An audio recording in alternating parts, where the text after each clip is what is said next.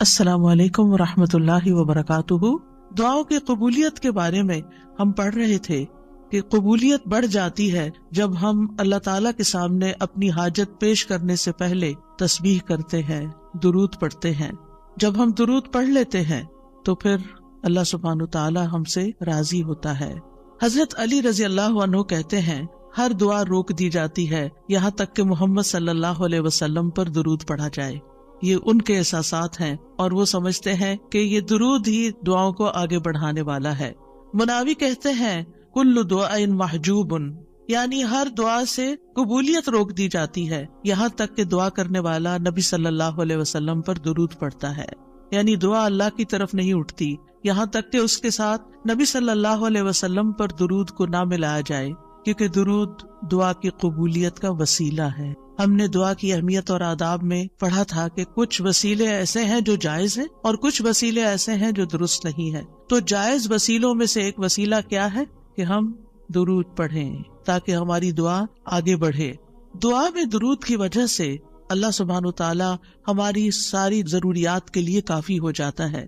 صحیح الترغیب والترہیب میں آتا ہے، ایک شخص نے عرض کیا، اے اللہ کے رسول صلی اللہ علیہ وسلم، کیا میں اپنی دعا کا تہائی یعنی 1/3 حصہ آپ پر درود پڑھنے کے لیے مقرر کر دوں؟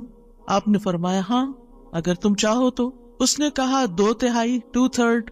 آپ نے فرمایا، ہاں اگر تم چاہو۔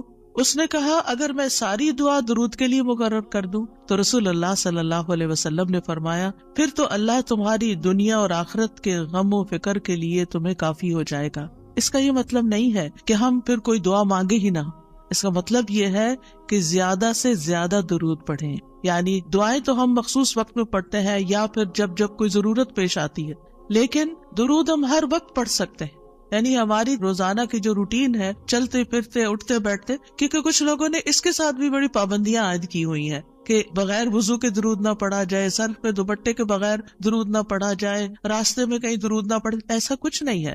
دعا ہو، ذکر ہو، درود ہو، وضو کے ساتھ، وضو کے بغیر، راستے میں، سوتے جاگتے اٹھتے بیٹھتے، ہر جگہ پڑھ سکتے ہیں۔ صرف یہ ہے کہ نماز جو ہے وہ وضو کے بغیر نہیں ہوتی، وہ پوری طرح سطر ڈھانکے بغیر نہیں ہوتی۔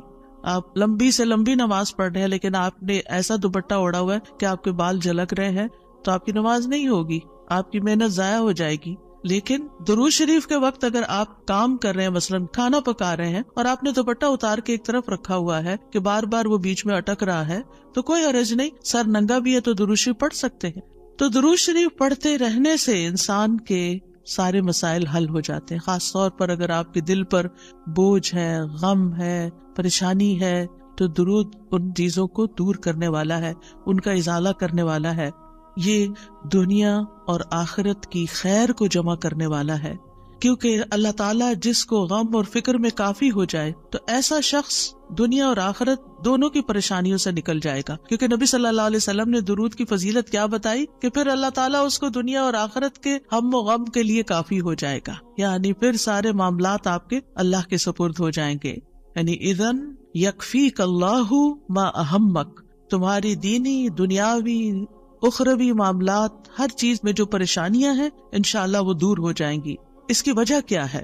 اس کی وجہ یہ ہے کہ انسان اللہ سبحانہ وتعالیٰ کی طرف متوجہ ہوتا ہے اور ایک محسن کے احسانات کو یاد کرتا ہے۔ یعنی جیسے شکر نعمتوں کو بڑھاتا ہے نا، لَإِن شَكَرْتُمْ لَأَزِيدَنَّكُمْ، اگر تم نے شکر ادا کیا تو میں تمہیں کیا کروں گا؟ اور نعمتیں دوں گا۔ درود شریف کیا ہے؟ اگر آپ غور کریں تو درود کیا ہے؟ درود دراصل نبی صلی اللہ علیہ وسلم کے ہم پر جو احسانات ہیں کہ آپ نے ہمیں ایمان سے روشناس کیا، قرآن سے روشناس کیا، حکمت سے روشناس کیا اور ہماری خاطر دعائیں کی، بے شمار احسانات ہیں نا آپ صلی اللہ علیہ وسلم۔ آج ہم آپ کو کیا بدلہ دے سکتے ہیں؟ کس شکل میں بدلہ دے سکتے ہیں؟ ہم آپ کے لیے کیا کر سکتے ہیں؟ اب ہمارے والدین ہمارے ساتھ احسان کرتے ہیں تو ہم ان کی خدمت کرتے ہیں، ہم ان کو کچھ پکا کے دے دیتے ہیں، ہم ان کو کچھ کھلا دیتے ہیں، ہم ان کو کچھ گفٹ دے دیتے ہیں، یعنی مختلف طریقے سے ماں باپ کو خوش کرنے کی کوشش کرتے ہیں، چاہے انہیں ضرورت ہو یا نہ ہو۔ ہم سب ایسے ہی کرتے ہیں نا، یعنی ہم یہ تھوڑی دیکھتے ہیں کہ ان کو اس وقت ہمارے لاڈ پیار کی ضرورت ہے یا نہیں ہے، وہ دکھی ہے، پریشان ہے یا نہیں ہے۔ ہم اپنی محبت کا اظہار کسی نہ کسی شکل میں کرتے رہتے ہیں۔ وہ فوت ہو جاتے ہیں تو پھر کیا کرتے ہیں؟ پھر ان کو وزٹ نہیں کر سکتے، ان کو دیکھ نہیں سکتے، ان کو کچھ دے نہیں سکتے، انہیں کچھ کھلا پلا نہیں سکتے، پھر ہم ان کے لیے بس صرف دعائیں کرتے ہیں یا صدقہ خیرات کر دیتے ہیں. یہی چیزیں ان کو فائدہ دیتی ہیں. نبی صلی اللہ علیہ وسلم کے احسانات ہم پر سب انسانوں سے زیادہ ہیں، ہمارے ماں باپ سے بھی زیادہ ہیں ہم پر. اگر ہم سیرہ پڑھیں اور دیکھیں کہ آپ نے کتنے دکھ اٹھائے، کتنے غم اٹھائے، کتنی پریشانیوں سے گزرے، تو حیران ہو جاتا ہے انسان کہ اتنی بھی سچی خیرخواہی کسی انسان کے اندر ہو سکتی. النبی اولی بالمؤمنین من انفسہم، نبی تو تم سے بھی زیادہ تمہارے لیے مہربان ہے. یعنی ہم اپنی جانوں کے بارے میں اتنے فکر مند نہیں ہوتے، ہم اپنے آپ کو خود جہنم کی آگ سے بچانے کے لیے وہ فکر نہیں کرتے جتنی فکر ہمارے نبی صلی اللہ علیہ وسلم نے ہمارے لیے کی. تو ان کے احسانات کا بدلہ کیسے دیں گے ہم ان کے لیے کیا کریں گے؟ ہم ان کے لیے درود پڑھیں گے. تو یہ درود کا پڑھنا، آپ کے احسانات کا بدلہ تو ہم کہاں سے دے سکتے ہیں، لیکن اس کے جواب میں ایک شکریہ ادا کرنے کا انداز ہے.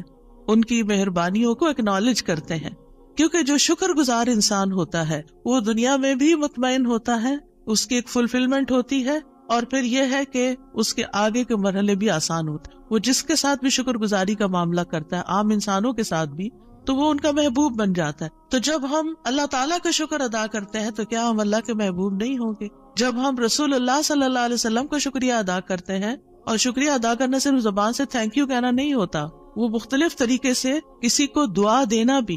یعنی اگر ہم کسی کے احسان کا بدلہ صرف دعا کی شکل میں بھی دیتے ہیں تو یہ بھی شکریہ ادا کرنے کی بہت بڑی قسم ہے، اور پلٹ کر واپس تو اپنے اوپر ہی آتا ہے. یعنی جب شکر کسی کا ادا کرتے ہیں، جب کسی کے احسان مند ہوتے ہیں، ایک ہوتا ہے بس صرف تکلفاً رسماً ایک فیشن کے طور پہ، ایک روٹین کے طور پر کسی کو تھینک یو بول دینا، نہیں، دل سے جینوئنلی دوسرے کا شکر گزار ہونا، یہ اس کے دل میں آپ کی محبت بڑھاتا ہے. اس میں آپ کی نیت یہ نہیں ہوتی کہ وہ مجھ سے محبت کرے، نہیں، آپ اس کو اکنالج کر رہے ہوتے ہیں، اس کا احسان مان رہے ہوتے ہیں، اور اللہ تعالیٰ اس کے دل میں آپ کی محبت ڈال دیتا ہے. اور جو ناشکرے انسان ہوتے ہیں، جو ناقدرے ہوتے ہیں، سب سے پہلے تو ہم اللہ ہی کے حق میں ناقدرے، وما قدر اللہ حق قدرہ، ہم نے اللہ کی قدر ہی نہیں کی جیسا قدر کرنے کا حق ہے. ہم نے نبی صلی اللہ علیہ وسلم کی قدر ہی نہیں کی جیسا کہ قدر کرنے کا حق ہے. تو ہماری یہ تسبیحات اور ہمارا یہ درود شریف اس قدر کی طرف بڑھنے کا ایک چھوٹا سا جسچر ہے کہ ہم واقعی اس بات کو مانتے ہیں کہ ان کے ہم پر احسانات تھے. لہٰذا جب ہم درود پڑھتے ہیں تو اس کا مطلب یہ ہے کہ ہم نے باقی چیزیں چھوڑی اور ہم آپ کا حق ادا کرنے کی طرف متوجہ ہو گئے. تو یہ چیز اللہ تعالیٰ کو کتنی پسند آتی ہوگی کہ یہ اپنے لیے کچھ نہیں مانگ رہا، اپنے لیے نہیں کچھ مانگ رہا، اپنی باتیں نہیں کر رہا، یہ اپنے غموں کو بھول کے، اپنے کاموں کو چھوڑ کے صرف نبی صلی اللہ علیہ وسلم پر درود بھیج رہا ہے. یعنی ان کا احسان مان کر، ان کا شکریہ ادا کرتے ہوئے ان کے لیے دعا کر رہا ہے. نبی صلی اللہ علیہ وسلم اللہ تعالیٰ کے محبوب ہیں، سب سے بہترین بندے ہیں، سب سے بہترین نبی ہیں. اللہ تعالیٰ ان سے محبت کرتا ہے. اللہ تعالیٰ فرماتے قل ان کنتم تحبون اللہ فاتبعونی یحببکم اللہ، کہہ دیجیے اگر تم اللہ سے محبت کرتے ہو میری اتباع کرو، اللہ تم سے محبت کرے گا. تو نبی صلی اللہ علیہ وسلم کی اتباع ہو، آپ کی سنتوں پر عمل کرنا ہو، آپ پر درود پڑھنا ہو، یہ سب اس میں اضافہ کرتا ہے اللہ کی محبت بندے کو ملتی ہے. یحببکم اللہ، اللہ تم سے محبت کرے گا. اور اللہ تعالیٰ جس سے محبت کرے پھر اس کی تو بات ہی کیا، سیجعل لہم الرحمن ودا، اس کے مسائل کیسے حل نہیں ہوں گے؟ اس کے مسائل ضرور حل ہوں گے، اس کے غم دور ہوں گے، اس کی پریشانیاں دور ہوں گی. لہٰذا جب ہم اس سٹیٹ میں آ جاتے ہیں تو پھر آپ دیکھیں کہ یہ درجہ اس سے بھی بڑھ جاتا ہے جو ہم اپنے لیے خود کچھ مانگ رہے ہوتے ہیں نا. کیونکہ جب آپ کو کسی سے محبت ہوتی ہے تو آپ اس کے لیے کچھ بھی کرنے کو تیار ہوتے ہیں. یہ تو انسان کا حال ہے، انسان کی محبت ہے نا. تو جس انسان سے اللہ کو محبت ہو پھر اس کے مسئلے کیسے حل نہیں ہوں گے؟ اللہ سبحانہ و تعالیٰ اس کے لیے بہترین چیزیں کیوں نہیں کریں گے؟ تو اس طرح یہ درود جو ہے وہ دعا سے بھی بازی لے جاتا ہے کہ انسان اللہ کی محبت حاصل کر لیتا ہے، اور اس کے نتیجے میں دعائیں قبول ہوتی ہیں اور اللہ تعالیٰ کی طرف سے رحمتیں آتی ہیں، درجے بلند ہوتے ہیں، گناہ معاف ہوتے ہیں. لیکن اس کا یہ مطلب ہرگز نہیں کہ آپ باقی دعائیں نہ مانگیں، کیونکہ خود نبی صلی اللہ علیہ وسلم نے ساری دعائیں مانگی ہیں. یہ جو ہم آپ کو جتنی بھی دعائیں سکھا رہے ہیں یہ مسنون دعائیں ہیں، ان کو دعا سمجھ کے پڑھیں اور اس کو ریپیٹڈلی پڑھیں. کیونکہ دعا میں تکرار بھی ضروری ہے. ہم آداب میں پڑھ چکے ہیں, اصرار ضروری ہے, تکرار ضروری ہے, افتقار ضروری ہے. تو اپنی محتاجی, اپنی عاجزی, اپنی ہمبلنس کو ظاہر کرتے ہوئے اللہ تعالیٰ سے مانگتے رہیں. تو درود جو ہے اس کے بارے میں جو قرآن مجید میں آتا ہے, ان اللہ وملائکتہ یصلون علی النبی, اللہ سبحانہ و تعالیٰ خود اور اس کے فرشتے نبی صلی اللہ علیہ وسلم پر درود بھیجتے ہیں. اللہ سبحانہ و تعالیٰ درود بھیجتے ہیں, اس کا کیا مطلب ہے؟ یعنی اللہ سبحانہ و تعالیٰ ملائے اعلیٰ میں, آسمانوں کی بلند مجلس میں اپنے بندے, اپنے نبی محمد صلی اللہ علیہ وسلم کی تعریف کرتے ہیں, ان کے بلند مرتبے اور ان کی بلند شان کی خبر دیتے ہیں. اللہ تعالیٰ ان کی خود تعریف کرتے ہیں, ثنا کرتے ہیں, آپ پر رحمتیں اور برکتیں نازل کرتے ہیں. اور فرشتے بھی درود بھیجتے ہیں, جیسے فرشتے تسبیح کرتے ہیں نا, اور جیسے کائنات کی باقی چیزیں سب اللہ کی حمد و ثنا کرتے ہیں, تو نبی صلی اللہ علیہ وسلم پر بھی فرشتے درود بھیجتے ہیں. اور ان کا درود بھیجنا کیا ہے کہ آپ کے لیے رحمت اور مغفرت اور بلندی درجات کی دعا. یعنی ایک تو فرشتے ایمان والوں کے لیے دعا کرتے ہیں, دوسرا یہ کہ فرشتے نبی صلی اللہ علیہ وسلم کے لیے خاص دعائیں کرتے ہیں. تو اگر اللہ تعالیٰ ان پہ درود بھیجتا ہے, ان پہ رحمتیں نازل کرتا ہے, فرشتے درود بھیجتے ہیں, تو پھر اہل ایمان کو کیا کرنا چاہیے؟ پہلے اللہ تعالیٰ اور فرشتوں کی بات کی گئی تاکہ ہمارے اندر بھی شوق پیدا ہو کہ ہم بھی درود بھیجیں. یا ایھا الذین آمنوا صلوا علیہ وسلموا تسلیما, اے ایمان والو تم بھی آپ پر خوب درود اور سلام بھیجو, صلاۃ و سلام بھیجو. یعنی پہلے آسمان والوں کی خبر دی گئی کہ فرشتے ایسا کر رہے ہیں, پھر زمین والوں کو حکم دیا جا رہا ہے کہ تم بھی ایسا کرو. قرطبی کہتے ہیں اس آیت کے ذریعے اللہ نے اپنے رسول کو آپ کی زندگی میں, یعنی رسول اللہ صلی اللہ علیہ وسلم کی زندگی میں اور آپ کی وفات کے بعد آپ کو شرف و مرتبہ بخشا ہے, اور آپ کے مقام اور مرتبے کو بیان کیا ہے کہ آپ کا کیا مقام ہے, تاکہ ہم ایمان والے اس مقام کو سمجھیں. تو دوسرے لفظوں میں آپ صلی اللہ علیہ وسلم کے لیے اوپر کے جہان اور نیچے کے جہان میں تعریفیں ہوتی ہیں. یعنی ہم بھی آپ کی تعریف کرتے ہیں اور فرشتے بھی آپ کی تعریف کرتے ہیں, ہم بھی آپ کے لیے دعائیں کرتے ہیں, فرشتے بھی آپ کے لیے دعائیں کرتے ہیں. اور اللہ سبحانہ وتعالی ملائے اعلیٰ میں مقرب فرشتوں کے پاس اپنے نبی کی تعریف کرتے ہیں. آپ دیکھیں کہ دنیا میں طرح طرح کی مجالس ہوتی ہیں نا, کچھ مجالس بڑی خاص ہوتی ہیں, خاص لوگ صرف انوائٹیڈ ہوتے, ہر کوئی نہیں وہاں جا سکتا. آسمانوں میں بھی خاص مجالس, اللہ سبحانہ وتعالیٰ کی جو خاص مقرب فرشتے ہیں جنہیں وہ حکم دیا گیا تھا کہ آدم کو سجدہ کرو, جن کے سامنے اللہ تعالیٰ نے یہ بات رکھی تھی کہ میں آدم کو پیدا کرنے جا رہا ہوں. یہ گیدرنگ جو ہے اس کو ملائے اعلیٰ کہتے ہیں. ملا کہتے ہیں سرداروں کو, اور اعلیٰ کہتے ہیں بلند سردار. تو یہ ایلیٹ کلاس ہے فرشتوں کی کہ جس کے سامنے اللہ سبحانہ وتعالیٰ نے حضرت آدم کی پیدائش کی بات کی تھی اور پھر اس کے بعد سجدے کا حکم دیا گیا تھا. تو مقرب فرشتوں کے درمیان یا ان کے پاس اللہ سبحانہ وتعالیٰ نبی صلی اللہ علیہ وسلم کی تعریف کرتے ہیں. ذرا سوچئے, امیجن کیجئے فرشتوں کی مجلس. ویسے تو کوئی فرشتہ اللہ کی نافرمانی نہیں کرتا, ہر فرشتہ اطاعت گزار ہے, ہر فرشتہ اللہ کی بات مان. یفعلون ما یؤمرون, لپکتے ہیں, دوڑتے ہیں, بھاگتے ہیں, تیز بھاگتے ہیں ایک دوسرے سے. فالسابقات سبقا, ایک دوسرے سے سبقت لے جاتے ہیں اللہ کا حکم ماننے میں. یعنی فرشتوں کا یہ حال ہے. لیکن ان کی کیٹیگریز ہیں. سورۃ فاطر کے شروع میں کیا آتا ہے؟ جاعل الملائکۃ رسلا اولی اجنحۃ مثنی وثلاث ورباع ویزید فی الخلق ما یشاء. 2 پروں والے فرشتے بھی ہیں, 3 والے بھی ہیں, 4 والے بھی ہیں, اور پھر اللہ جتنی چاہتا ہے بڑھا دیتا ہے. جبریل علیہ السلام کے تو 600 پر ہیں. سوچئے کیا کیفیت ہوگی ان کی. اور پھر جو حاملین عرش فرشتے ہیں, ان کی کندھے سے لے کے یہاں کان کی لو تک 700 سال کا فاصلہ ہے. اتنا عرصہ کوئی سفر کرتا رہے. اب آپ خود سوچیں کہ اتنے بڑے فرشتے ہیں وہ, ان کے سامنے اللہ سبحانہ و تعالیٰ محمد صلی اللہ علیہ وسلم کی تعریف فرماتے ہیں. آپ کے مقام کا اندازہ کریں. کیا ہم نے قدر کی اپنے نبی کی؟ ہم کیا درود پڑھتے ہیں, ہم کیا تعریف کرتے ہیں, ہم کتنا جانتے ہیں آپ کو, ہم آپ کی سنت کو کیا سمجھتے ہیں. حدیث, یہ تو حدیث ہے, یہ قرآن تو نہیں ہے. استغفر اللہ. آپ نے دین کے مختلف چیزوں میں فرق کر دیا جس کو خود رسول اللہ صلی اللہ علیہ وسلم دے کر گئے تھے. آپ کس راہ پہ چل پڑے؟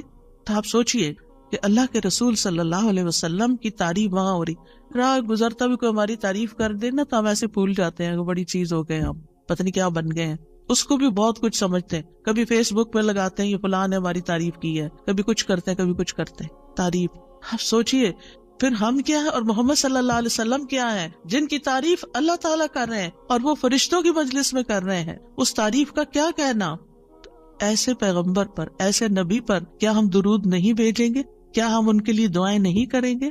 اللہ سبحانہ تعالیٰ سے ان کے لیے وسیلہ نہیں مانگیں گے؟ تو صلاۃ کا جو لفظ ہے, صلاۃ کا لفظ اس کے معنی میں رحمت بھی ہے, ذکر خیر بھی ہے, دعا بھی ہے. رحمت, ذکر خیر اور دعا. قاموس میں ہے الصلاۃ الدعاء والرحمت والاستغفار وحسن الثناء من اللہ عز وجل علی رسولہ صلی اللہ علیہ وسلم. صلاۃ سے مراد دعا, رحمت, استغفار اور اللہ عز وجل کی طرف سے اس کے رسول کی تعریف ہے. یعنی درود کا یہ مطلب ہے, یعنی اللہ تعالیٰ کی طرف سے صلاۃ بھیجنے کا مطلب کیا ہے کہ اللہ تعالیٰ آپ سے راضی ہے اور آپ پر رحمت نازل کرتے ہیں. ٹھیک ہے, یعنی اللہ تعالیٰ آپ پر درود بھیجتے یعنی آپ پر رحمت نازل کرتے ہیں اور آپ سے راضی ہیں. ابن قیم کہتے ہیں نبی صلی اللہ علیہ وسلم پر اللہ کے صلاۃ بھیجنے سے مراد اللہ سبحانہ تعالیٰ کا آپ کی تعریف کرنا ہے اور آپ کی دیکھ بھال کرنا ہے اور آپ کے شرف کو ظاہر کرنا ہے اور آپ کی فضیلت اور حرمت کو ثابت کرنا ہے. اور فرشتوں کے صلاۃ بھیجنے کا مطلب کہ وہ دعا کے معنی میں ہے کہ وہ نبی صلی اللہ علیہ وسلم کے لیے دعا مانگتے ہیں. اور یہ بھی ممکن ہے کہ وہ اللہ سبحانہ تعالیٰ کے ساتھ مل کر نبی صلی اللہ علیہ وسلم کی تعریف کرتے ہیں کہ فرشتے بھی آپ کی تعریف کرتے ہیں.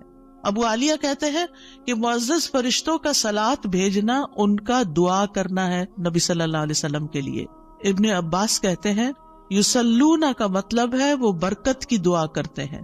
یہ سارے معنی میں اختلاف نہیں ہے, یہ مختلف طریقے سے صلاۃ کے لفظ کو واضح کیا گیا, کیونکہ عام طور پر ہمیں لفظ درود کا بھی مطلب کوئی نہیں آتا ہوتا. یعنی کہ اگر کسی سے پوچھے درود کیا ہوتا ہے, کچھ پتا نہیں, بس ہوتا ہے درود. تو عربی میں درود نہیں کہتے, یہ فارسی کا لفظ ہے. عربی میں صلاۃ کہتے ہیں اور صلاۃ میں یہ سارے معنی آ جاتے ہیں جو میں عرض کر رہی ہوں. اور امت کو کیا حکم ہے کہ وہ آپ کے لیے دعا بھی کرے اور آپ کے حکم کی تعظیم بھی کرے. آپ کے حکم کو, جو نبی صلی اللہ علیہ وسلم کا حکم ہے, اس کو سب کے حکم پر فوقیت دیں, اس کو بڑا سمجھیں. ایک طرف ماں باپ کا حکم, ایک طرف رسول اللہ صلی اللہ علیہ وسلم کا حکم. اگرچہ اللہ سبحانہ تعالیٰ نے ہمیں ماں باپ کے ساتھ احسان کا حکم دیا ہے, ان کی بات ماننے کے لیے بھی کہا ہے, لیکن ان کے مقابلے میں اگر رسول اللہ صلی اللہ علیہ وسلم آ جاتے ہیں تو پھر ہمیں رسول اللہ صلی اللہ علیہ وسلم کی بات کو فوقیت دینی ہے, ترجیح دینی ہے, اہمیت دینی ہے. کیونکہ وہ شخص مومن ہی نہیں ہو سکتا جس کو نبی صلی اللہ علیہ وسلم اس کے والدین, اولاد اور سب انسانوں سے زیادہ محبوب نہ ہو جائیں. یہ ایمان کا کرائیٹیریا ہے. سارے انسانوں, چاہے کوئی کتنے بڑے بڑے اسکالرز ہوں, سائنٹسٹ ہوں, ریسرچرز ہوں, چاند پہ جانے والے لوگ ہوں, جو مرضی ہوں, جہاں رسول اللہ صلی اللہ علیہ وسلم کی بات آ گئی, یہ بات سچی ہے. صدق اللہ و رسولہ, اللہ اور اس کے رسول نے سچ کہا ہے. صحیح اوتھینٹک حدیث سامنے آ گئی ہے, ایسا ہی کرنا چاہیے. ریسرچز کہتی ہیں شہد نہ کھایا جائے کیونکہ اس میں بہت سویٹنس ہے. نہیں, قرآن کہتا ہے کہ شہد میں شفا ہے. نبی صلی اللہ علیہ وسلم نے تجربہ کروایا تھا ایک شخص کو, وہ شہد سے پہلے بیمار ہوا تھا اور پھر اسی سے ہی وہ ٹھیک ہوا تھا جس کا پیٹ خراب ہوا تھا. ہمارا یقین ہے اگر شہد خالص ہے, شہد شہد ہے, کچھ اور نہیں, تو پھر اسی میں ہی شفا ہے. یہ ہو نہیں سکتا کہ جو بات قرآن کہہ دے اور جو بات نبی صلی اللہ علیہ وسلم کہہ دے پھر اس میں کوئی شک باقی رہے. کوئی شک نہیں, ہمیں اس شک کو دل سے نکالنا ہے. دو چیزیں ایمان میں خلل ڈالتی ہیں, شبہات اینڈ شہوات. کیونکہ جب ہمارے اندر ڈاؤٹس آ جاتے ہیں نا کسی چیز کے بارے میں, تو پھر ہمارا یقین اٹھ جاتا ہے, پھر ہمارا عمل کمزور ہو جاتا ہے. اور اسی طرح جب ہماری خواہشات آگے آ جاتی ہیں تو پھر ہم لیزی ہو جاتے ہیں, ہم اپنی مرضی پسند کے محبوب کام کرنے لگتے ہیں اور دوسرے کاموں کو پیچھے کر دیتے ہیں, چاہے وہ ہمارے لیے زیادہ فائدے کی کیوں نہ ہو. ابن قیم کہتے ہیں ہمارا آپ پر صلاۃ بھیجنا یہ ہے کہ ہم اللہ تعالیٰ سے مطالبہ کرتے ہیں, ہم اللہ تعالیٰ سے دعا کرتے ہیں, اللہم, کہ اے اللہ ہمارے نبی کی اور بھی زیادہ تعریف کریں اور آپ کی فضیلت اور شرف کو ظاہر کریں اور آپ کی تکریم اور اپنی قربت کا آپ ان کے لیے اظہار کریں. یعنی اے اللہ تعالیٰ آپ ان کو اور زیادہ محبوب بنا لیں, اور زیادہ ان کو عزت دیں, اور زیادہ ان کے درجے بلند کریں. اور یہ سچے دل سے تو دعا اسی کی ہوگی نا جو نبی صلی اللہ علیہ وسلم سے محبت کرتا ہوگا اور آپ کی اہمیت کو جانتا ہوگا. ان لوگوں کا درود کیا درود ہوگا جو نبی صلی اللہ علیہ وسلم کو وہ عزت اور مقام دیتے ہی نہیں جو واقعی ان کا ہے. کیونکہ جب تک کسی سے محبت نہ ہو تو اس کے لیے اس درجے کی دعا بھی نہیں ہو سکتی. چاہے دن میں کوئی 10 دفعہ آپ سے کہنے میرے لیے دعا کرو، آپ کریں گے، لیکن اس پیار سے وہ دعا نہیں نکلے گی جس پیار سے وہ دعا نکلے گی جس سے آپ کے لیے محبت. وہ نہ بھی کہے تو آپ اس کے لیے دعائیں کرتے رہتے ہیں. اور پھر یہاں پر اس آیت میں صرف صلاۃ کی بات نہیں بلکہ کیا فرمایا، وَسَلِّمُوا تَسْلِيمًا. سلموا، آپ کو سلام کا تحفہ بھی دیں، صرف صلاۃ نہیں بلکہ سلام بھی کریں. تسلیم کا کیا مطلب ہے کہ آپ پر خیر و برکات نازل ہوں، آپ پر اللہ کی رحمتیں اور سلامتیاں ہوں، اور آپ ہر طرح کی تکالیف اور آفتوں سے محفوظ رہیں، ہر طرح کے نقائص سے پاک رہیں. جب ہم کہتے ہیں نا اللہم سلم علی محمد، درود ویسے تو یوں پورا پڑھتے ہیں اللہم صلی وسلم علی نبینا محمد، تو اس کا مطلب کیا ہے کہ یا اللہ محمد صلی اللہ علیہ وسلم کے لیے آپ کی دعوت میں، یعنی آپ نے جو دعوت دی لوگوں کو اسلام کی طرف، آپ کی امت میں اور آپ کے ذکر خیر میں ہر طرح کی سلامتی لکھ دے، ہر طرح کے نقص سے سلامتی ہو جائے. اور اس طرح امت آپ کے لیے جتنی دعائیں کرتی جا رہی ہے، یعنی جب سے نبی صلی اللہ علیہ وسلم کے بارے میں یہ آیت اتری اور جب سے صحابہ کرام اور پھر تابعین، تبع تابعین اور امت کے باقی لوگ ان ساری صدیوں میں آپ کے لیے یہ دعا کر رہے ہیں، ان ساری دعاؤں کے اس درود کے نتیجے میں آپ کا مقام بلند ہوتا جا رہا ہے، ہوتا جا رہا ہے، ہوتا جا رہا ہے. آپ سوچئے کہ اللہ سبحانہ وتعالیٰ کتنا قدردان ہے. نبی صلی اللہ علیہ وسلم نے اپنی نبوت کی مختصر زندگی میں جو محنت کی سو کی، لیکن اس کا انعام اور صلہ کتنی خوبصورت شکل میں اللہ تعالیٰ دے رہا ہے کہ دنیا میں آپ کا نام بلند کر رہا ہے اور آپ کو بلندی عطا کر رہا ہے اور آپ کے لیے سب سے دعائیں کرنے کو کہہ رہا ہے. یعنی درود کیا ہے؟ نبی صلی اللہ علیہ وسلم کے لیے دعا، اور وہ دعائیں اللہ تعالیٰ قبول بھی کرتے جا رہے اور اس کے نتیجے میں نبی صلی اللہ علیہ وسلم کے درجات بلند ہوتے چلے جا رہے ہیں. تو سوچئے جو سنت کی پیروی کرے گا، جو آپ کے مشن کو آگے لے کے بڑھے گا، جو اخلاص کے ساتھ اس رستے کو اپنائے گا، جو یہی کام کرے گا جو محمد صلی اللہ علیہ وسلم نے کیے، جو آپ کا پیروکار ہوگا، جو آپ کی سنت کا متبع ہوگا، جو آپ کے اس مشن یعنی دین کی تبلیغ کے کام کو آگے لے کر بڑھے گا، کیا اللہ تعالیٰ اس کو ایسے ہی چھوڑ دیں گے؟ کیا اللہ سبحانہ وتعالیٰ اس کی قدر نہیں کریں گے؟ ہم سب انسان کسی نہ کسی طرح دنیا میں بلندی چاہتے ہیں، کوئی ڈگری کے ذریعے، کوئی مال کے ذریعے، کوئی کسی ذریعے دوسروں سے آگے نکلنا چاہتا ہے، بلند مرتبہ ہونا چاہتا ہے. لیکن اس راستے کو چھوڑ دیتے ہیں کیونکہ اس راستے کو بظاہر یوں لگتا ہے کہ اس سے کیا ملے گا، ہمیں اس سے کون سی بلندی مل جائے گی.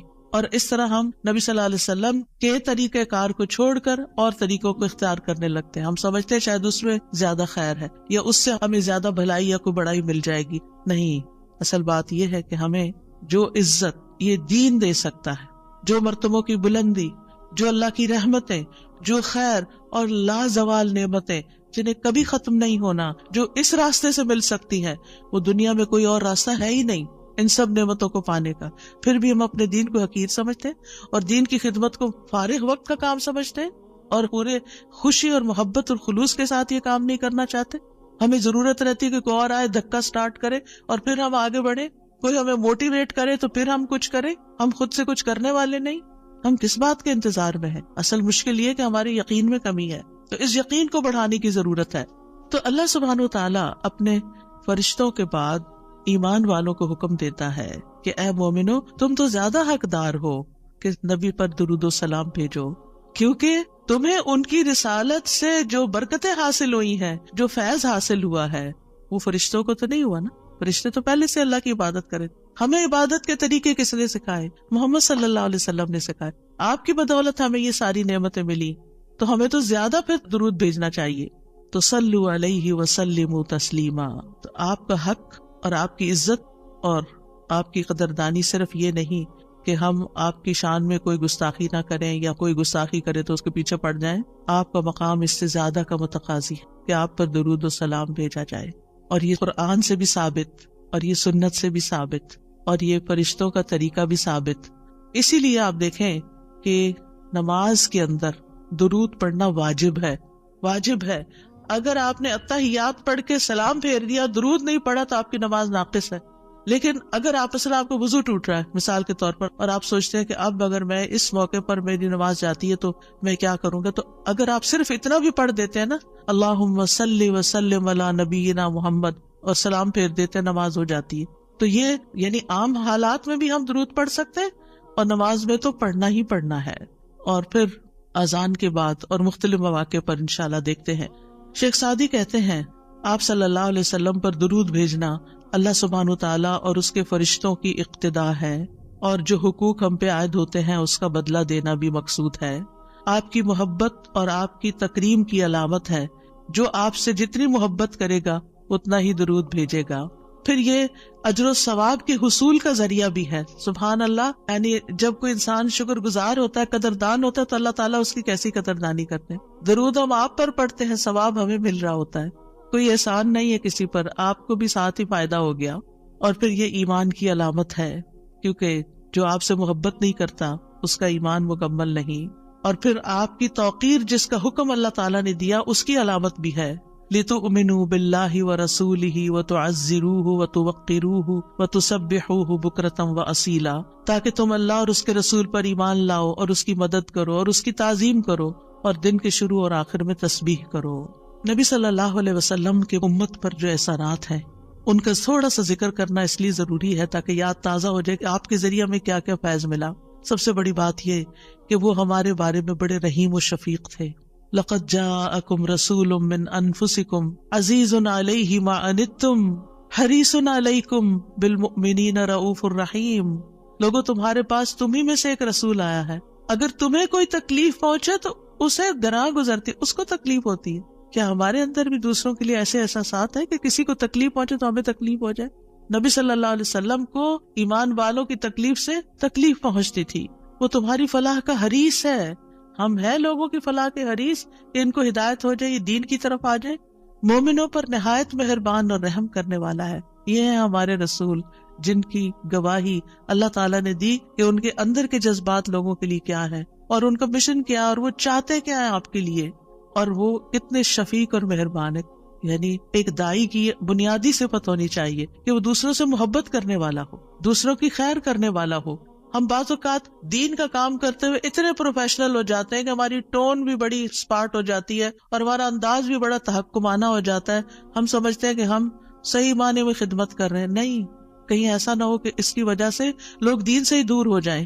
نبی صلی اللہ علیہ وسلم کا یہ طریقہ نہیں تھا. اللہ کی قسم، ہم جتنے سنت کے زیادہ قریب ہوں گے اتنے ہی زیادہ ہم دین کو فائدہ پہنچانے والے ہوں گے، اور جتنے سنتوں سے دور ہو جائیں گے اور آپ کے طریقے سے دور ہو جائیں گے آپ سے بھی اتنے ہی دور ہو جائیں گے اور دین کو بھی اتنا ہی نقصان پھر دیں گے. نبی صلی اللہ علیہ وسلم مومنوں پر ان کی جانوں سے بھی زیادہ قریب ہیں. النبی اولیٰ بالمؤمنین من انفسہم وازواجہ امہاتہم.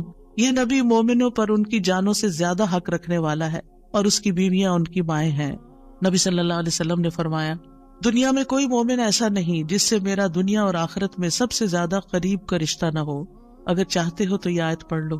یعنی صرف اس دور کے لوگوں کے لیے نہیں تھے آپ قریب، بلکہ ہمارے لیے بھی ہیں. فرمایا یہ آیت پڑھ لو، النبی اولیٰ بالمؤمنین من انفسہم. نبی مومنوں پر ان کی جانوں سے بھی زیادہ قریب ہیں. لہٰذا جو کوئی مومن مر جائے اور مال چھوڑ جائے تو وہ اس کے خاندان کو ملے گا، اس کے وہ وارث ہوں گے، اور جو قرض یا عیال چھوڑ جائے وہ میرے پاس آئے، میں اس کا بندوبست کروں گا. آج کوئی حکمران، کوئی لیڈر ایسا ہے جو یہ کہے کہ تمہارا کوئی فوت ہو جائے، جو وہ چھوڑے وہ سب تمہارا، لیکن اگر کوئی تمہاری ضرورت ہے تو میرے پاس آ جاؤ؟ ایسی خیرخواہی محمد صلی اللہ علیہ وسلم کے اندر تھی اپنے ساتھیوں کے لیے. آپ امت کے لیے روتے تھے. نبی صلی اللہ علیہ وسلم نے ابراہیم علیہ السلام کے بارے میں یہ آیت پڑھی، ربی انہن اضللن کثیرا من الناس فمن تبعنی فانہ منی، کہ اے میرے رب، ان بتوں نے بہت سے لوگوں کو گمراہ کر دیا ہے، تو جو میری پیروی کرے وہ مجھ سے ہوگا. اور یہ آیت جس میں عیسیٰ علیہ السلام کہتے ہیں ان تعذبہم فانہم عبادک وان تغفر لہم فانک انت العزیز الحکیم. اے اللہ، اگر تو انہیں عذاب دے، یعنی جو میرے پیروکار ہیں، تو تیرے بندے ہیں دے دے، اور اگر تو بخش دے تو بے شک تو عزیز الحکیم ہے. نبی صلی اللہ علیہ وسلم نے کیا پڑھا؟ ابراہیم علیہ السلام نے کہا بس وہ میرے ہیں جو میری پیروی کرے. عیسیٰ علیہ السلام نے کہا تیرے بندے ہیں، تو چاہے تو سزا دے. نبی صلی اللہ علیہ وسلم کو دیکھیے، پھر آپ نے یہ 2 آیتیں پڑھ کے اپنے ہاتھ اٹھائے اور فرمایا، اے اللہ، میری امت میری امت، امتی امتی، اور آپ رونے لگ گئے. یہ آپ کے دل میں امت کے لیے پیار تھا. امت کے دل میں محمد صلی اللہ علیہ وسلم کے لیے کیا محبت ہے. تو اللہ عز و جل نے فرمایا، اے جبریل جاؤ محمد کے پاس، حالانکہ تیرا رب خوب جانتا ہے، اور ان سے پوچھو کہ کیوں رو رہے ہیں. جبریل علیہ السلام آپ کی خدمت میں آئے اور آپ سے رونے کی وجہ پوچھی تو رسول اللہ صلی اللہ علیہ وسلم نے انہیں بتا دیا کہ میں اپنی امت کے لیے رو رہا ہوں، حالانکہ اللہ سب سے زیادہ جاننے والا ہے۔ تو اللہ تعالیٰ نے فرمایا، اے جبریل، محمد کی طرف جاؤ اور ان سے کہہ دو کہ ہم آپ کو آپ کی امت کے بارے میں ضرور راضی کر دیں گے اور ہم آپ کو غمگین نہیں کریں گے۔ اتنے حریص تھے وہ ہماری نجات کے اور ہماری فلاح کے، تو کیا وہ والدین سے بھی زیادہ پھر مہربان نہیں ہم پر؟ ہمارے ماں باپ ہماری دنیا کا غم کرتے ہیں، ہماری دنیا کی فکریں کرتے ہیں، ان کو کھانا کہاں سے ملے گا، ان کے فلاں چیز کا کیا ہوگا، فلاں چیز کا کیا ہوگا۔ نبی صلی اللہ علیہ وسلم ہماری دنیا کے تو پیچھے ہو گیا نا کہ جس کا عیال ہو قرض دار ہو میرے پاس آ جائے، لیکن ہماری آخرت کی فکر کرتے ہیں کہ میری امت کی بخشش ہوگی کہ نہیں ہوگی۔ ایک دفعہ کوئی لا الہ الا اللہ محمد الرسول اللہ کہہ کر اس دین میں داخل ہو جاتا ہے تو پھر محمد صلی اللہ علیہ وسلم اس کے لیے مہربان ہو جاتے ہیں، اس کے لیے غمگین ہو جاتے ہیں کہ اس کی بخشش ہو جائے۔ آپ ہر نماز میں امت کے لیے دعائیں کرتے تھے، ہر نماز میں۔ حضرت عائشہ کہتی ہیں، میں نے رسول اللہ صلی اللہ علیہ وسلم کو خوش طبیعت دیکھ کر کہا، اے اللہ کے رسول، میرے لیے اللہ تعالیٰ سے دعا کریں۔ آپ نے فرمایا، اللہم اغفر لعائشہ ما تقدم من ذنبها وما تأخر وما اسرت وما اعلنت۔ اے اللہ، عائشہ کے سب گناہ بخش دے، جو اس نے پہلے کیے، جو بعد میں کیے، جو چھپا کے کیے، جو اعلانیہ کیے۔ خوشی سے حضرت عائشہ نے ہنسنا شروع کر دیا، یہاں تک کہ ہنستے ہنستے ان کا سر رسول اللہ صلی اللہ علیہ وسلم کی گود میں جا پڑا۔ آپ نے پوچھا، کیا تمہیں میری دعا نے خوش کر دیا؟ انہوں نے کہا، بھلا مجھے کیا ہے کہ آپ کی دعا خوش نہ کرے، آپ کی دعا سے ہی خوش ہوئی ہوں۔ آپ نے فرمایا، اللہ کی قسم، میں ہر نماز میں اپنی امت کے لیے یہ دعا کرتا ہوں۔ یہ احسانات ہیں آپ کے ہم پر، اور آپ نے اپنی مقبول ترین دعا جو تھی اپنی امت کے لیے محفوظ کر لی۔ نبی صلی اللہ علیہ وسلم نے فرمایا، مجھ سے کہا گیا آپ مانگے، کیونکہ ہر نبی نے مانگا ہے، ہر نبی کو ایک مقبول دعا دی گئی ہے کہ جو اللہ تعالیٰ ضرور قبول کرے گا، لیکن میں نے اپنا سوال قیامت کے دن کے لیے مؤخر کر دیا، ڈیلے کر دیا، وہاں جا کے مانگوں گا اور وہ تمہارے لیے ہوگا، اور لا الہ الا اللہ کی گواہی دینے والے ہر شخص کے لیے ہوگا۔ ہمیں اگر اللہ تعالیٰ کی طرف سے یہ پیغام آئے کہ کوئی ایک دعا مانگ لو وہ ضرور قبول ہوگی، تو ہم تو جھٹ سے اپنے لیے کوئی دنیا کی دعا مانگ لیں گے جو جلد ختم بھی ہو جانے والی۔ اس سے آپ کی حکمت کا اندازہ لگائیں اور ہمارے لیے آپ کی محبت کا اندازہ کریں۔ آپ کی وجہ سے امت کو شفاعت ملے گی۔ نبی صلی اللہ علیہ وسلم نے فرمایا، مجھے 5 چیزیں ایسی دی گئیں جو مجھ سے پہلے کسی کو نہیں دی گئی، ان میں سے ایک مجھے شفاعت عطا کی گئی، یعنی نبی صلی اللہ علیہ وسلم کو شفاعت کا حق دیا گیا۔ نبی صلی اللہ علیہ وسلم امت کی شفاعت کی خاطر تمام رات فکر مند رہے۔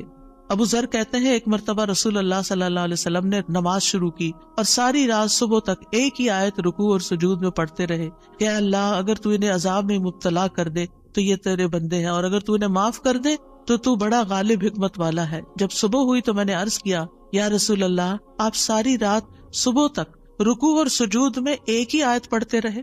آپ دیکھیں کہ وہ جو سوال اکثر آتا ہے نا کہ سجدے میں قرآنی دعا پڑھ سکتے ہیں یا نہیں، اس کا یہ جواب ہے، ٹھیک ہے، کہ قرآنی آیت جو دعا کی شکل میں ہو وہ پڑھ سکتے ہیں۔ آپ صلی اللہ علیہ وسلم نے فرمایا، میں اپنے رب سے اپنی امت کے لیے سفارش کا حق مانگ رہا تھا، یہ دعا کر کے امت کے لیے سفارش کا حق مانگ رہا تھا جو اللہ نے مجھے عطا کر دیا، اور انشاءاللہ یہ ہر اس شخص کو نصیب ہوگی جو اللہ کے ساتھ کسی کو شریک نہیں ٹھہراتا، شرک نہیں کرتا۔ ابن عباس کہتے ہیں، رسول اللہ صلی اللہ علیہ وسلم نے فرمایا، اللہ نے میرے لیے میری امت کی غلطی اور بھول چوک اور جس پر ان کو مجبور کر دیا جائے اس سے درگزر فرمایا ہے، اور یہ بھی آپ کا ایک احسان ہے ہم پر۔ نبی صلی اللہ علیہ وسلم نے اپنی امت کو مشقت میں نہیں ڈالا، بس وہ کام سکھائے جو وہ کر سکتے تھے آسانی سے۔ آپ صلی اللہ علیہ وسلم نے فرمایا، اگر میری امت پر مشقت نہ ہوتی تو میں انہیں ہر نماز کے وقت وضو کرنے کا حکم دیتا، یعنی چاہے وضو ہوتا پھر بھی دوبارہ حکم دیتا، لیکن اگر وضو ہے تو دوبارہ نہ بھی کرو، یہ آسانی دیا آپ نے۔ آپ اپنی امتیوں کو آگ سے بچانے کی شدید حرص رکھتے تھے۔ نبی صلی اللہ علیہ وسلم نے ایک مرتبہ فرمایا، میری مثال اور لوگوں کی مثال اس شخص کی طرح ہے جس نے آگ روشن کی، جب اس کے چاروں طرف روشنی پھیل گئی تو پروانے اور کیڑے مکوڑے جو آگ پہ گرتے ہیں اس میں گرنے لگے۔ وہ آدمی ان کو آگ سے دور کرتا ہے لیکن وہ اس کے قابو میں نہیں آتے بلکہ آگ میں داخل ہو جاتے ہیں۔ اسی طرح میں تمہاری کمروں سے پکڑ پکڑ کر تمہیں آگ سے روکتا ہوں اور تم اس میں گرتے جاتے ہو، یعنی میں تمہیں روکتا ہوں کہ وہ غلط کام نہیں کرو کہ جو آگ کی طرف لے جانے والے ہیں، اور تم رک نہیں رہے۔ اسی طرح آپ صلی اللہ علیہ وسلم نے اپنے بعد آنے والے امتیوں کے لیے بھی محبت کا اظہار کیا ہے۔ حدیث میں آتا ہے، آپ نے فرمایا، کاش میں اپنے بھائیوں سے مل پاتا۔ نبی صلی اللہ علیہ وسلم کے صحابہ نے عرض کیا، کیا ہم آپ کے بھائی نہیں؟ آپ نے فرمایا، تم میرے صحابہ ہو۔ میرے بھائی وہ لوگ ہیں جو مجھ پر ایمان لائے ہوں گے لیکن میری زیارت نہ کر سکے ہوں گے، یعنی آپ کے بعد دنیا میں آئے ہیں۔ پھر یہ ہے کہ درود شریف پڑھنے کے فائدے کیا ہیں۔ یہ تو تھا کہ آپ کے احسانات ہیں ہم پر، لہٰذا ہمیں انسان ہونے کی حیثیت سے ہمارے اوپر لازم ہے کہ احسان کا بدلہ چکائے اور ہم آپ پر درود پڑھیں۔ لیکن ویسے فائدے کیا ہیں؟ ایک بار درود بھیجنے پر 10 رحمتیں ملتی ہیں، صحیح مسلم کی روایت میں آتا ہے۔ سنن نسائی میں آتا ہے جو شخص مجھ پر 1 مرتبہ درود بھیجے گا اللہ اس پر 10 مرتبہ رحمتیں نازل کرے گا، اس کے 10 گناہ معاف ہوں گے، اس کے 10 درجات بلند ہوں گے۔ ایک اور روایت میں آتا ہے جو شخص میری امت میں مجھ پر اخلاص سے دل سے 1 بار درود پڑے گا تو اللہ اس وجہ سے اس پر 10 رحمتیں بھیجے گا اور اس کی وجہ سے اس کے 10 درجے بلند فرمائے گا، اس کے لیے 10 نیکیاں لکھے گا، 10 گناہ معاف فرما دے گا۔ فائدے ہی فائدے، برکتیں ملے گی۔ آپ نے فرمایا مجھ پر درود بھیجا کرو کیونکہ مجھ پر درود بھیجنا تمہارے لیے باعث برکت ہے، اور میرے لیے اللہ سے وسیلہ کا بھی سوال کیا کرو، یعنی جو شخص درود بھیجتا ہے برکت اس پر آتی ہے، انسان کی ذات میں، عمل میں، عمر میں برکتیں آتی ہیں۔ امام ابن قیم نبی صلی اللہ علیہ وسلم کی ذات پر درود بھیجنے کے بارے میں کہتے ہیں یہ درود بھیجنے والے شخص کی اپنی ذات کے لیے، اس کے عمل، اس کی عمر میں برکت کا سبب ہے، اس کی مصلحتوں اور ضرورتوں کے اسباب میں سے ہے، کیونکہ درود بھیجنے والا اپنے رب سے دعا کر رہا ہوتا ہے کہ اللہ آپ پر اور آپ کی آل پر برکت نازل کرے۔ تو جب ہم آل پر برکت کی بات کرتے ہیں تو ہم خود بھی بیچ میں سب آ جاتے ہیں اور یہ دعا قبول ہو جاتی ہے، اسی لیے بدلہ بھی اسی کی جنس سے ہوگا۔ ابن حجر کہتے ہیں کہ طاعون اور دیگر بڑی بڑی وبائی بیماریوں میں سب سے بڑھ کر ان کو دور کرنے والی چیزوں میں سے نبی صلی اللہ علیہ وسلم پر کثرت سے درود بھیجنا ہے۔ پینڈیمک میں، کووڈ-19 میں ہمیں سب سے زیادہ درود پڑھنا ہے۔ درود پڑھتے رہے، کثرت سے پڑھتے رہے، یہ وبائی امراض دور ہو جائیں گی۔ ابن الجوزی کہتے ہیں جب اللہ اپنے بندے کے ساتھ خیر کا ارادہ کرتا ہے تو وہ اسے محمد صلی اللہ علیہ وسلم پر درود بھیجنے کی توفیق دے دیتا ہے، کیونکہ پھر خیر اسی پر واپس آنی ہے نا، تب توفیق ہو گئی تو خیر و برکت کے دروازے کھل گئے۔ ایک فرشتے کے ذریعے آپ تک درود پہنچایا بھی جاتا ہے۔ رسول اللہ صلی اللہ علیہ وسلم نے فرمایا جو شخص 1 بار مجھ پر درود بھیجے گا اللہ اس پر 10 رحمتیں نازل کرے گا، اس پر ایک فرشتہ مقرر ہے، یعنی اس کام پر جو وہ مجھ تک پہنچاتا رہتا ہے۔ ہر جگہ سے درود پہنچا دیا جاتا ہے، یعنی ضروری نہیں کہ روزے کے پاس جا کے ہی آپ درود پڑھیں، اور اگر روزے پہ جانا نصیب نہیں ہو تو بعض لوگ بہت اپسیٹ ہو جاتے ہیں کہ ہم مدینہ گئے ہیں روزے پہ نہیں جا سکے۔ کوئی بات ہے، آپ مدینہ میں تو ہے نا، شکر کریں۔ ہم شکر کرنا بھول جاتے ہیں اور ہم وہ چیز جو نہیں ملی ساری اپنی ایفرٹ انرجی ادھر لگا دیتے ہیں اور اپنا وقت ضائع کر دیتے ہیں۔ کیونکہ میں یہ بات اس لیے کر رہی ہوں کہ رمضان میں بھی بہت سے لوگ عمرے پہ جائیں گے اور آپ کو لیٹسٹ ریسٹرکشنز کا پتہ ہے کہ جب تک روزے کی بکنگ نہ ملے آپ وہاں نہیں جا سکتے۔ اب بعض لوگ اس پہ پریشان ہو کے بیٹھ جاتے ہیں، تو پریشان نہ ہو آپ۔ اس وقت اگر دل میں تنگی تکلیف آئے تو کہ یا اللہ قیامت کے دن مجھے اتنا دور نہ کرنا آپ سے، آج یہاں پہنچ کے بھی میں دور ہوں، قریب نہیں جا پا رہی، تو کہیں ایسا نہ ہو کہ قیامت کے دن دور ہو جاؤں۔ یہ سبق سیکھنے کی یہ بات، یعنی اچھے برے حالات تھے، لوگ ایک عمرے میں کئی دفعہ جا رہے ہوتے تھے لیکن اب پہنچ کر بھی نہیں پہنچ پاتے۔ تو نعمتیں تو کبھی بھی جا سکتی ہیں انسان سے، جب نعمت جائے نا، محرومی ہو تو یہ سوچے کہ اللہ آخرت میں محروم نہ کرنا، دنیا میں ایک چیز لے لیے وہاں نہ لینا، کیونکہ وہ محرومی اصل محرومی ہے۔ تو ایسے میں آپ دیکھیں کہ اگر آپ 20 میٹر دور بیٹھ کے بھی درود شریف پڑھ رہے ہیں نا، مدینہ کے اندر پڑھ رہے ہیں، مکہ میں پڑھ رہے ہیں، کینیڈا میں پڑھ رہے ہیں، یہاں سے بھی آپ کا درود پہنچا دیا جاتا ہے۔ اللہ تعالیٰ کے ایسے لشکر ہیں، ایسے فرشتے ہیں، سیکنڈز میں آپ کی بات کہاں سے کہاں چلی جاتی ہے۔ کیا یہ امیزنگ نہیں؟ اللہ تعالیٰ عرش پر ہوتے ہوئے جس کی بلندیوں کا ہم اندازہ بھی نہیں کر سکتے، یہاں ہماری باتیں سن رہے ہیں۔ اللہ تعالیٰ کے لیے کوئی چیز مشکل نہیں، وہ السمیع البصیر ہے۔ رسول اللہ صلی اللہ علیہ وسلم نے فرمایا تم کہیں بھی ہو مجھ پر درود بھیجو کیونکہ تمہارا درود مجھ تک پہنچ جاتا ہے۔ پھر یہ کہ نبی صلی اللہ علیہ وسلم کی سفارش کے مستحق ہو جاتے ہیں وہ جو آپ پر درود بھیجتے ہیں۔ آپ نے فرمایا جو میرے اوپر درود بھیجتا ہے یا میرے لیے وسیلہ مانگتا ہے، قیامت کے دن اس کے لیے میری شفاعت ثابت ہو جائے گی۔ یہ وسیلہ وہ خاص مقام ہے ایک جنت میں جو صرف ایک شخص کو ملے گا، اور وہ آپ صلی اللہ علیہ وسلم کے لیے ہم مانگتے ہیں کہ وہ سب سے اعلیٰ ترین مقام ہمارے نبی محمد صلی اللہ علیہ وسلم کو ملے۔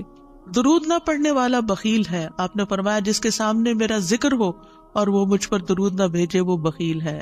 درود نہ پڑھنے والے کے لیے دوری اور رسوائی ہے۔ مالک بن حویرث کہتے ہیں رسول اللہ صلی اللہ علیہ وسلم ممبر پر چڑھے، جب پہلی سیڑھی پر چڑھے تو فرمایا آمین، پھر دوسری پر چڑھے تو فرمایا آمین، پھر تیسری پر چڑھے تو فرمایا آمین، پھر فرمایا میرے پاس جبریل آئے اور فرمایا اے محمد، جس نے رمضان کا مہینہ پایا پھر اس کی بخشش نہ ہو سکی تو اللہ اس کو اپنی رحمت سے دور کر دے۔ میں نے کہا آمین۔ جبریل نے بد دعا کی، پھر فرمایا جس نے اپنے دونوں والدین میں سے ایک کو یا دونوں کو پایا اور آگ میں داخل ہو گیا، یعنی ان کی خدمت نہیں کی، ان کو راضی نہیں کیا، اللہ اس کو اپنی رحمت سے دور کرے۔ میں نے کہا آمین۔ دعا جبریل مانگ رہے ہیں اور آمین محمد صلی اللہ علیہ وسلم کہہ رہے ہیں۔ فرمایا جس کے سامنے آپ کا ذکر آیا اور اس نے آپ پر درود نہیں پڑھا، اللہ اس کو اپنی رحمت سے دور کر دے۔ کہیے آمین۔ میں نے کہا آمین۔ ایک اور روایت میں آتا ہے وہ شخص رسوا ہوا جس کے سامنے آپ کا ذکر آیا اور اس نے آپ پر درود نہیں پڑھا۔ میں نے کہا آمین۔ تو دل ہی دل میں صلی اللہ علیہ وسلم پڑھ لینا چاہیے، اور اگر ایک مجلس میں کئی دفعہ آپ کا ذکر آ رہا ہے تو پورا لمبا درود شریف نہیں، یعنی مختصر بھی پڑھ سکتے ہیں۔ انس بن مالک کہتے ہیں نبی صلی اللہ علیہ وسلم نے فرمایا جس کے پاس میرا ذکر کیا جائے وہ ضرور مجھ پر درود بھیجے اور فوراً پڑھنا چاہیے۔ صالح کہتے ہیں اگر تاخیر کرے گا تو مذمت ہوگی، یعنی پسندیدہ نہیں۔ اسی طرح آپ کا نام لکھتے وقت یعنی محمد لکھتے وقت ساتھ صلی اللہ علیہ وسلم لکھنا چاہیے، یہ آپ کی تعظیم کے تقاضوں میں سے ہے۔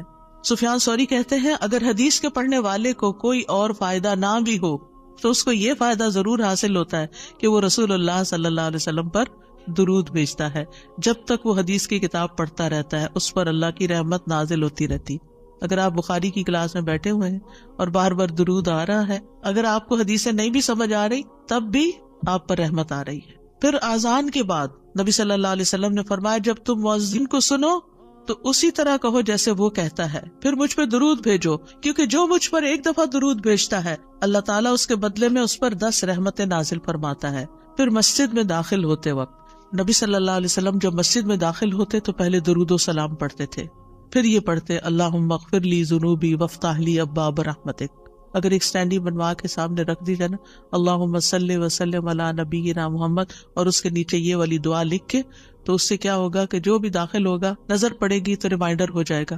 پھر ہر نماز کے پہلے اور آخری تشہد میں درود شریف پڑھنا، یعنی آپ صلی اللہ علیہ وسلم پہلے میں بھی پڑھتے تھے، تو اگر پہلے میں پڑھ لیا جائے کبھی تو سجدہ صاحب کرنے کی نہیں ضرورت۔ پھر اسی طرح یہ کہ صفا مروہ کی سعی کرتے وقت وہاں پر جب آپ چکر لگا رہے ہوتے ہیں تو ساتھ ساتھ درود بھی پڑھتے جائیں، یعنی دعائیں کرنے کے علاوہ۔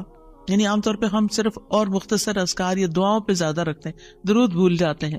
اور خصوصاً جب ہم صفا کے پاس کھڑے ہوں، حضرت عمر کہتے ہیں کہ جب تم آؤ تو بیت اللہ کے ساتھ چکر لگاؤ اور پھر مقام ابراہیم پہ 2 رکعت پڑھو، پھر صفا کے پاس آؤ، کھڑے ہو جاؤ، بیت اللہ نظر آئے، 7 بار اللہ اکبر کہو، ہر 2 تکبیروں کے درمیان اللہ کی حمد و ثنا کرو اور درود بھی بھیجو، اپنے لیے دعا مانگو، اور مروہ پہاڑی پر بھی ایسا ہی کرو۔ پھر جمعہ کے دن اور رات نبی صلی اللہ علیہ وسلم نے فرمایا جمعہ کے دن اور رات کو کثرت سے مجھ پر درود بھیجو، بس جو آدمی ایک دفعہ درود بھیجے گا اللہ اس پر 10 رحمتیں نازل کرے گا۔ نماز جنازہ کی دوسری تکبیر کے بعد قنوت نازلہ پڑھتے وقت دعا کے شروع، آغاز اور اختتام پر مجالس میں، یعنی جس مجلس میں آپ بیٹھیں چاہے دنیا کے مجلس تو اس میں بھی بیٹھے بیٹھے درود پڑھیں۔ نبی صلی اللہ علیہ وسلم نے فرمایا جو لوگ کسی جگہ پر مجلس کریں، بیٹھے ہیں باتیں کر رہے ہیں لیکن نہ اس میں اللہ کا ذکر کرے نہ اپنے نبی پر درود بھیجے تو وہ ان کے لیے نقصان کا باعث ہوگی، پھر اگر اللہ چاہے تو انہیں عذاب دے، اگر چاہے تو انہیں بخش دے۔ تو اس لیے درود وہاں بھی ضروری ہے۔ اور ایک اور روایت میں آتا ہے کہ قیامت کے دن ایسی مجلس ان کے لیے حسرت کا باعث ہوگی، اگرچہ وہ اپنے اجر و ثواب کی بنا پہ جنت میں داخل بھی ہو جائیں لیکن انہیں اس مجلس پہ حسرت ہوگا ہم وہاں بیٹھے تھے اور ہم نے ایک دفعہ بھی درود نہیں پڑھا۔ نبی صلی اللہ علیہ وسلم کے علاوہ دیگر انبیاء پر بھی درود پڑھا جا سکتا ہے۔ آپ نے فرمایا اللہ کے نبیوں اور رسولوں پر درود بھیجو، اس لیے کہ اللہ نے انہیں بھی میری طرف مبعوث کیا تھا۔ اور بعض احادیث سے یہ پتہ چلتا ہے کہ جب آپ نبیوں کا تذکرہ کرتے تو ان کے ساتھ صلی اللہ علیہ وسلم کہتے تھے۔ اسی لیے آپ نے دیکھا کہ فقہ القلوب کی کتاب کے اندر دیگر انبیاء موسیٰ صلی اللہ علیہ وسلم لکھا ہوتا ہے۔ ہم حیران ہوتے ہیں کہ یہ کیوں، تو یہ بھی سنت سے ثابت ہے، کیونکہ نبی صلی اللہ علیہ وسلم نے جب انبیاء کا ذکر کیا اذهبوا الى ابراہیم صلی اللہ علیہ وسلم ویأتون موسیٰ صلی اللہ علیہ وسلم اذهبوا الى عیسیٰ صلی اللہ علیہ وسلم، یعنی آپ جب یہ حدیث بیان کر رہے تھے تو نبیوں کے نام کے ساتھ یہ پڑھ رہے تھے۔ پھر یہ بھی ہے کہ صرف سنت سے ثابت شدہ درود پڑھنا چاہیے، یعنی من گڑت درود پڑھنے کی بجائے جو مسنون درود ہیں وہ پڑھنے چاہیے. ایک پیمفلٹ بھی تھا آپ درود کا، ایک ہم نے کارڈ بنایا تھا، اس میں سارے ورژنز ہوں گے، ورنہ قرآنی اور مسنون دعاؤں کے شروع میں بھی 2-3 ورژنز موجود ہیں. تو اب میں بتا بھی دیتی ہوں. ایک درود ہے اللہم صلی علی محمد وعلی آل محمد، اے اللہ محمد اور آل محمد پر رحمت نازل فرما. یعنی جو ہم نے پیچھے وضاحت پڑھی کہ محمد صلی اللہ علیہ وسلم پر اللہ تعالیٰ اپنی رحمت نازل فرمائے اور آپ کی آل پر بھی رحمت نازل فرمائے. دوسرا ہے اللہم صلی علی محمد النبی الامی وعلی آل محمد. یہ بھی آپ پڑھ سکتے ہیں، مختلف اوقات میں مختلف پڑھ لیں. پھر نماز میں اللہم صلی علی محمد وعلی آل محمد کما صلیت علی ابراہیم وعلی آل ابراہیم انک حمید مجید. اللہم بارک علی محمد وعلی آل محمد کما بارکت علی ابراہیم وعلی آل ابراہیم انک حمید مجید. عبد الرحمن بن ابی لیلہ کہتے ہیں ایک مرتبہ کعب بن عجرہ مجھ سے ملے تو انہوں نے کہا میں تمہیں حدیث کا ایک تحفہ نہ دوں جو میں نے نبی صلی اللہ علیہ وسلم سے سنا تھا. میں نے عرض کیا جی ہاں مجھے یہ تحفہ ضرور عنایت کیجیے. انہوں نے کہا ہم نے رسول اللہ صلی اللہ علیہ وسلم سے سوال کیا، بس ہم نے کہا اللہ کے رسول آپ کے اہل بیت پر کس طرح درود بھیجیں، نہیں صرف آپ پر نہیں بلکہ آپ کے گھر والوں پر بھی، اہل بیت پر بھی. بے شک اللہ نے آپ پر سلام بھیجنے کا طریقہ تو ہمیں سکھا دیا ہے. تو اس پر آپ نے فرمایا یوں کہا کرو اللہم صلی علی محمد وعلی آل محمد کما صلیت علی ابراہیم وعلی آل ابراہیم انک حمید مجید. اللہم بارک علی محمد وعلی آل محمد کما بارکت علی ابراہیم وعلی آل ابراہیم انک حمید مجید. اور پھر یہ ہے کہ رحمت کے علاوہ یہاں برکت کی دعا بھی الگ طور پر کی گئی ہے. ٹھیک ہے، صلاۃ میں ویسے شامل ہے لیکن یہاں الگ طور پر برکت کی بات کی. اور انک حمید مجید اللہ سبحانہ و تعالیٰ کی تعریف بیان کی گئی ہے. اسی طرح ایک اور درود ہے اللہم صلی علی محمد وازواجہ وذریتہ کما صلیت علی ابراہیم وبارک علی محمد وازواجہ وذریتہ کما بارکت علی آل ابراہیم انک حمید مجید. تو سوال یہ پیدا ہوتا ہے کہ آپ کی ازواج اور ذریت پر کیوں درود بھیجیں، ان کے لیے کیوں دعا کریں؟ کیونکہ وہ آپ کے اس مشن میں آپ کے ساتھ ہی تھے. آپ دیکھیں کہ بعض پیغمبروں کی بیویاں ان کے ساتھ نہیں تھی، لیکن حضرت ابراہیم کے حضرت ہاجرہ کا کردار آپ سب کو معلوم ہے، کتنی قربانیاں کی انہوں نے، کہ کس طرح اللہ کے حکم کے اوپر ابراہیم علیہ السلام نے جب ان کو ایک صحرا میں چھوڑا تو انہوں نے کوئی شکایت ہی نہیں کی، اسے ایکسپٹ کر لیا، خوشی خوشی ایکسپٹ کیا. اور پھر حضرت سارہ بھی اسی طرح، لیکن حضرت نوح علیہ السلام اور حضرت لوط علیہ السلام کی بیویوں نے ساتھ نہیں دیا. تو نبی صلی اللہ علیہ وسلم کی ازواج نے آپ کا ساتھ دیا، اور خاص طور پر حضرت عائشہ رضی اللہ تعالیٰ عنہ نے کس طرح آپ کے علم کو آگے نصف صدی تک لوگوں کو پہنچایا جو علم کسی اور کے پاس نہیں تھا. اور اسی طرح پھر حضرت فاطمہ اور پھر حضرت فاطمہ کی اولاد، یہ سارے آپ کے خیر میں شریک تھے، یعنی جو آپ کا مشن تھا اس میں آپ کے شریک تھے. اور ویسے بھی آپ دیکھیں کہ گھر والے جو ہوتے ہیں وہ بھی اس خیر میں حصہ پاتے ہیں، یعنی اولاد کو ماں باپ کی نیکیوں میں سے ایک حصہ مل جاتا ہے، ان کی وجہ سے ان کو دنیا میں اور آخرت دونوں میں فائدے ہوتے ہیں. تو اللہ سبحانہ و تعالیٰ سے دعا ہے کہ اللہ تعالیٰ ہمیں نبی صلی اللہ علیہ وسلم کے مقام کو پہچاننے والا بنائے، ہمیں آپ سے سچی محبت عطا فرمائے، اور ہمیں صحیح معنوں میں درود شریف پڑھنے کا حق ادا کرنے کی توفیق دے، اور ہم کبھی بھی درود شریف پڑھتے ہوئے نہ تھکیں. اللہم صلی وسلم وبارک علی محمد. اللہم صلی وسلم وبارک علی محمد. اللہم صلی وسلم وبارک علی محمد. اللہم صلی وسلم وبارک علی محمد. اللہم صلی وسلم وبارک علی محمد. اللہم صلی وسلم وبارک علی محمد. اللہم صلی وسلم وبارک علی محمد.